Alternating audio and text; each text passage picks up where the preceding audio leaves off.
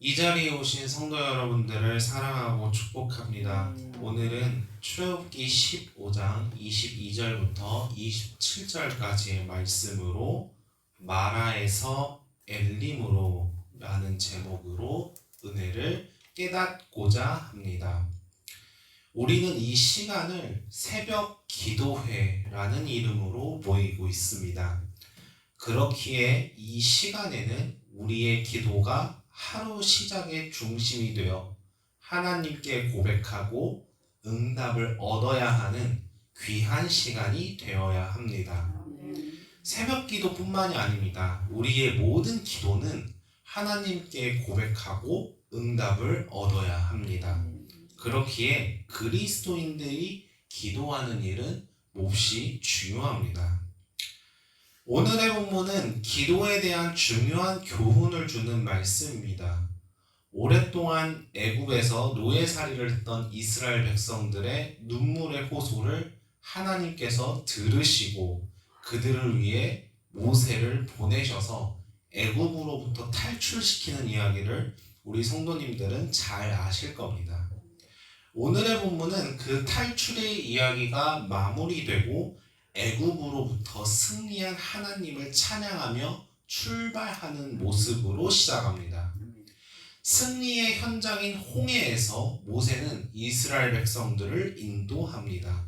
그리고 어느덧 수르 광야에 도착합니다. 수르 광야에서 계속 길을 거니는데 백성들이 물을 얻지 못한 지 사흘이나 되었습니다. 광야길을 사흘 동안 거닐다 보니 목이 너무 말랐을 것입니다. 그러다가 물을 찾았습니다. 사흘 밤낮으로 걸었던 백성들에겐 너무나 반가운 소식이었을 것입니다. 그런데 문제가 있었습니다. 물을 마셨는데 그 물이 너무 쓴 겁니다. 물을 마시지 못할 수준으로 썼기 때문에 백성들은 그 물을 마라라고 불렀습니다. 백성들은 애굽으로부터 탈출하긴 했지만 하나님께서 아무것도 주지 않는 상황에 대해 더욱이 그나마 주신 것도 쓴 물이었기 때문에 원망의 목소리를 냈습니다. 모세를 원망하며 우리는 도대체 무엇을 마셔야 합니까? 원망의 목소리를 내면서 마치 예전 애굽에서 노예살이를 했던 모습을 그리워하는 것 마냥 이야기를 했습니다. 모세 역시 충분히 원망할 만했습니다. 모세도 백성들과 똑같이 사흘 밤낮으로 광야길을 거닐며 심한 갈증 속에서 물을 보고 기뻐했을 것입니다. 그러나 이내 그 물이 너무 쓴 나머지 마시지 못할 물이라는 사실을 알았을 땐 참담하고 비참하고 비통했을 것입니다. 하나님을 충분히 원망했을 수도 있습니다. 그런데 모세는 백성들이 원망의 소리를 외쳤을 때 하나님께 부르짖었습니다. 원망이 아닌 부르짖음으로 하나님을 탓하는 것이 아닌 하나님께 도와달라는 간구를 모세는 했던 것입니다. 이때 하나님은 한 나무를 가리키셨습니다. 모세는 그 나무를 물에 던졌고 쓰디쓴 물은 달게 되었습니다. 오늘의 본문은 기도를 통해 쓴 물이 단물이 되었다고 하는 우리가 정말 많이 묵상해온 본문 말씀입니다. 그렇기에 기도의 중요성을 우리에게 깨닫게 하는 그런 말씀이기도 합니다. 하지만 오늘의 본문을 통해 기도하는 것이 중요하다. 그 이상의 메시지, 기도의 방향에 대해서 우리가 생각해 보기를 원합니다.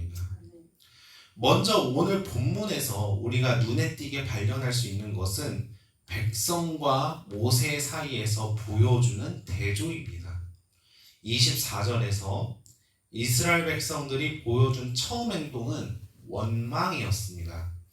당장의 상황을 두고 자기가 원하는 결과물이 나오지 않아서 당장의 상황을 두고 자기가 바랬던 모습이 나오지 않아서 그들이 먼저 내보인 행동은 원망이었습니다. 원망은 자기의 기대를 충족시켜주지 못해 생겨나는 감정 호소입니다. 내가 중심이 되어서 내 충족이 이루어지지 않는 상황에 대한 불평입니다. 이스라엘 백성들은 자신들이 중심이 되어서 왜 내가 원하던 것이 이루어지지 않았냐면서 자신들의 리더였던 모세에게 불평, 불만을 늘어놓습니다. 그런데 사실 모세도 마찬가지였습니다. 하나님의 부르심에 따라서 자기 자신도 인도받았던 사람이었기에 자신이 예상하지 못한 상황이 일어났기에 무척 당황스러워했을 것입니다. 그렇기에 모세 역시 이스라엘 백성들처럼 불평, 불만을 내놓을 수도 있었습니다. 그런데 모세는 원망하지 않았습니다. 모세의 행동은 부르짖음이었습니다. 하나님을 향하여 부르짖은 겁니다. 이로써 우리는 이스라엘 백성과 모세 사이의 극명한 대조를 발견하게 됩니다. 이스라엘은 원망했고 모세는 부르짖었습니다. 이 차이는 그들의 마음 안에 무엇이 중심이었는가 였을 것입니다. 이스라엘이 원망했던 이유는 자기 기대가 충족되지 않아서입니다. 자기가 바랬던 것이 있고 자기가 원했던 게 있고 자기가 기대했던 게 있었습니다. 자기가 중심이었던 것입니다. 그렇기에 자신들이 그토록 바라고 원하던 것이 이루어지지 않았을 때 즉각적으로 원망했습니다. 하지만 모세는 달랐습니다. 모세의 중심에는 하나님이 있었습니다. 자신의 욕구가 충족되지 않았을 때 짜증과 불평이 아닌 하나님의 뜻을 물었습니다. 하나님께 부르짖어 응답을 구했습니다. 하나님이 먼저였던 겁니다. 사랑하는 성도 여러분, 나의 기대가 충족되지 못했을 때, 내가 바라던 것이 이루어지지 않았을 때 혹시나 원망하고 계시다면 자기 자신에게 채워져 있는 자신을 버리시기를 바랍니다. 내 안에 하나님이 먼저여야 합니다. 하나님이 우선되어야 합니다. 하나님이 하실 일을 기대하면서 그분의 뜻을 묻기 위해 내가 아닌 하나님이 우선되어야 합니다. 기도는 내 욕심을 채우는 것이 아니라 하나님의 뜻을 이루는 수단입니다.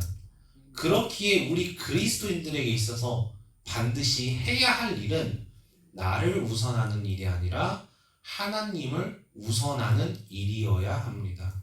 그것이 우리의 기도여야 하고 그것이 올바른 기도인 것입니다. 나를 우선시하는 기도가 아닌 하나님을 우선하는 기도를 주님 앞에 드릴 땐 하나님은 반드시 응답을 주십니다. 25절에서 모세는 하나님께 부르짖었습니다. 하나님이 우선되는 기도였습니다. 하나님은 자신이 우선되는 기도를 들으시고 응답하십니다.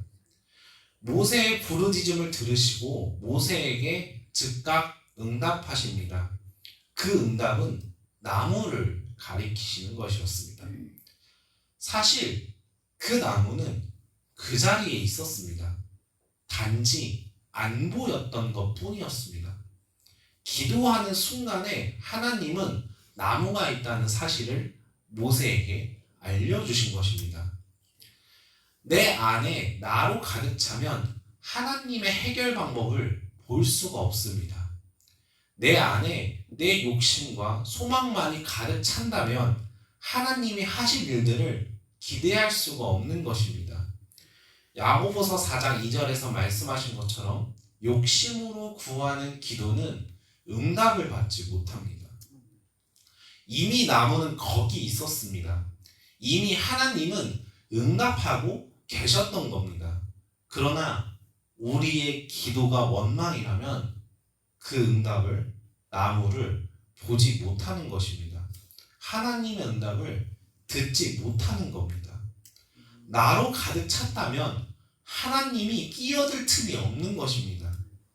그러나 우리의 기도가 부르짖음이라면, 하나님을 향한다면, 하나님이 우선이라면 하나님의 응답을 듣는 것입니다.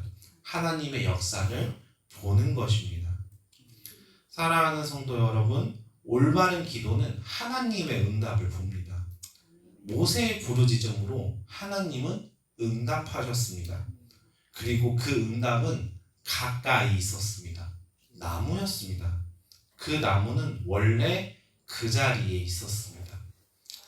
하나님의 역사는 이미 우리 가까이에 있습니다. 하지만 우리의 기도가 올바르지 못한다면 가까이 있는 하나님의 역사하심을 보지 못할 것입니다.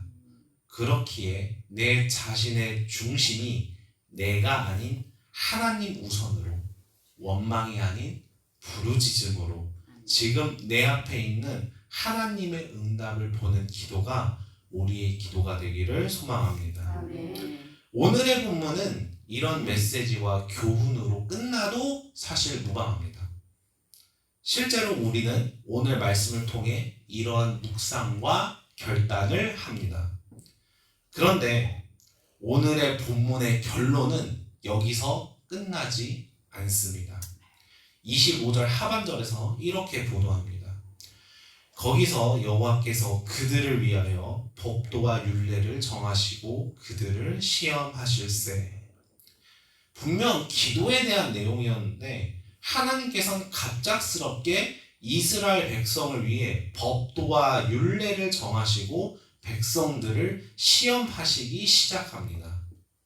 분명 기도에 대한 원망과 부르짖음에 대한 대조가 오늘의 말씀의 중심인 줄 알았는데 왜 갑작스럽게 하나님이 백성을 위해 법도와 율례를 정하셨던 것일까요? 사실 하나님이 이렇게 하신 이유는 기도 때문이었습니다. 백성을 위해 법도와 율례를 정하는 하나님의 일은 그들의 기도를 위한 일이었습니다. 단순히 우리의 교훈이, 오늘의 말씀에 대한 교훈이 하나님이 우선되어야 합니다 라는 정말 뻔한 이야기로, 추상적인 이야기로 남아서는 안 된다는 것입니다. 이스라엘 백성도 사실을 알고 있었을 것입니다. 우리에게 구원을 베푸신, 바다를 가르시고 애굽의 추격으로부터 우리를 보호해 주신 그 크고 강대하신 하나님을 직접 목도했기 때문에 하나님을 우선해야 한다는 사실을 지극히 당연하게 알았을 것입니다.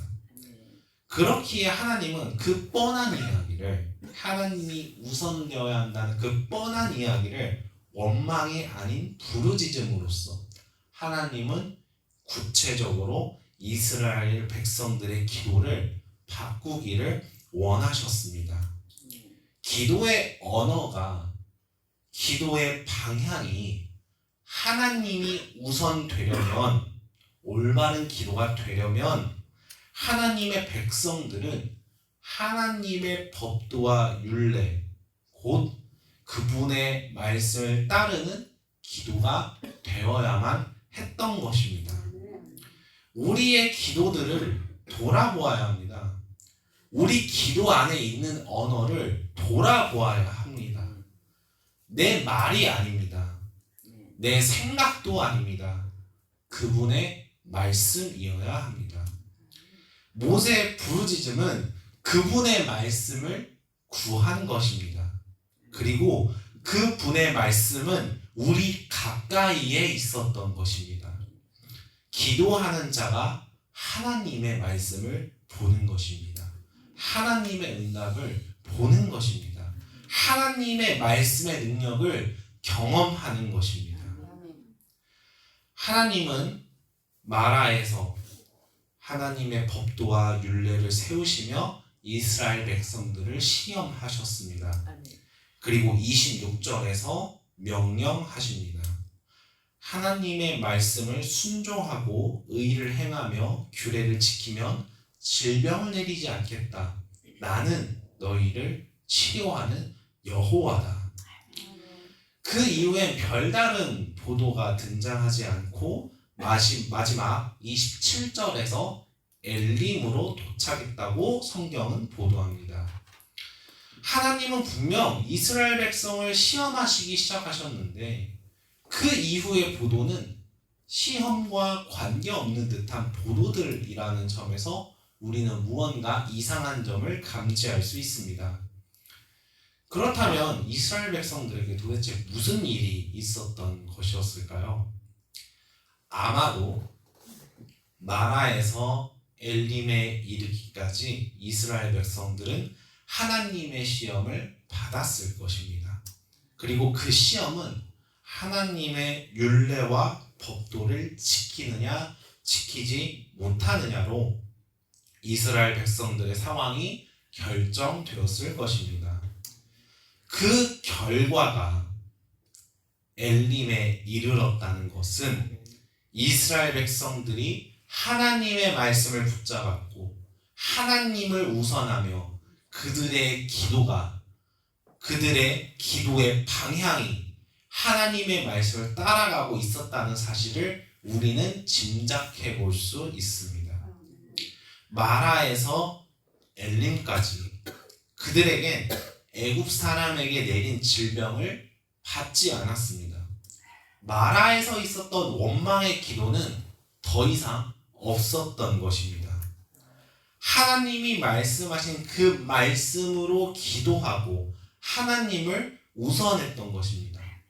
그 결과가 마라가 아닌 엘림이었다는 사실을 우리는 기억해야 합니다. 마라와 엘림 사이에 있는 대조는 우연이 아닙니다. 마라와 엘림 모두 물이 있었습니다. 그러나 마라의 물은 취할 수 없는 물이었습니다. 거기에는 장막을 칠 수가 없었던 것입니다. 그러나 엘림은 달랐습니다. 그곳에는 취할 수 있는 물이 있었고 그 물샘은 12곳이나 있었습니다.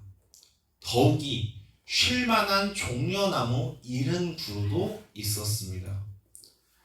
원망의 기도가 쓴 것이었다면 부르짖음의 기도는 단 것이었고 쉼이 있는 것이었습니다.